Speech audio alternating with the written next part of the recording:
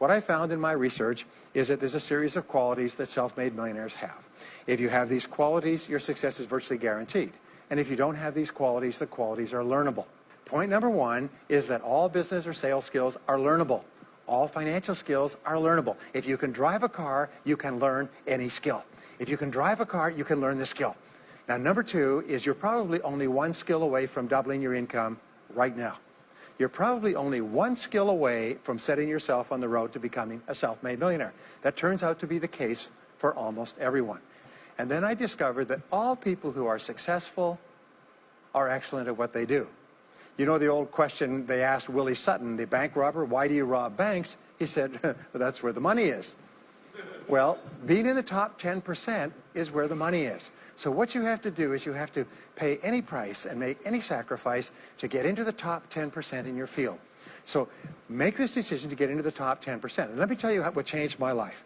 Here I was struggling in my late 20s, and I learned this. It was a breakthrough thought. Is that everybody's in the top 10% started in the bottom 10%. Everybody who's doing well was once doing poorly. Everybody who is at the top of your field today was once not even in your field at all and didn't even know it existed. What that means is that if you're willing to pay the price and work hard and make the sacrifices, you can get into the top 10%. Now, how long does it take? It doesn't take a week or a month. Most people are really impatient. And to achieve mastery in your field takes 5 to 7 years. People say, 5 to 7 years? Geez, I'll be 5 to 7 years older before I start enjoying the big rewards. Well, how much older will you be in 5 to 7 years anyway? Now, here's an important point. Are you ready? The time is going to pass anyway. The time is going to pass. 5 to 7 years from now, 5 to 7 years will have passed. The only question is, are you going to be at the top of your field, or you're still going to be down there with the mediocre 80%? And the wonderful thing is this is nobody's better than you, and nobody's smarter than you. If anybody else is at the top of their field, it means that you can be at the top of your field. Just go to them and find out how they got there, because they started at the bottom. Now, it may take longer for some people and less for others, but everybody who puts one foot in front of the other and keeps moving eventually gets there. Next is refuse to consider the possibility of failure. It's the most amazing darn thing is that the fear of failure is the greatest single obstacle to success in adult life. And it's not failure itself, because each one of you is a professional failure. Each one of you has failed over and over and over again. Isn't that true? All of us fail. All human beings fail over and over. 9 out of 10 things that we try don't work out the way we expected.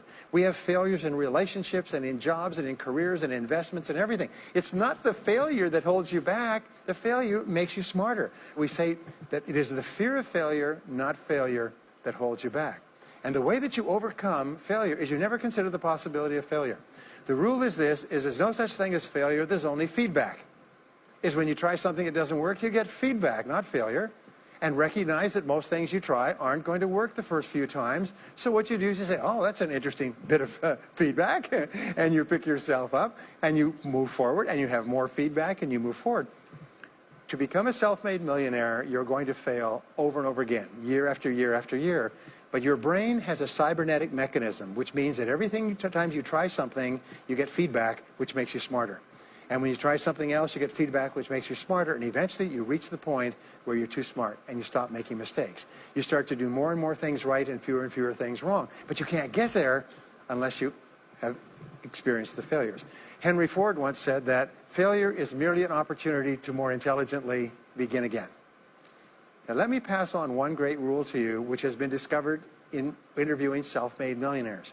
Self-made millionaires look into every failure for something good. They say there's got to be something good in this that I can benefit from, and surprise, surprise, they always find it. Second is self-made millionaires always seek the valuable lesson in every setback or obstacle or temporary failure, and they always find the lesson. Now, what do failures do? Failures whine and cry and think about what they've lost and blame their problems on someone else. Successful people say, what can I learn from this that will make me smarter next time? And my promise to you, those who seek find, is that if you go looking for a valuable lesson in the biggest problem that you're facing today, you'll always find the lesson. Here's another possibility. Your biggest problem today could be the biggest gift that you have ever received, because it may contain within it the lesson that will make you successful.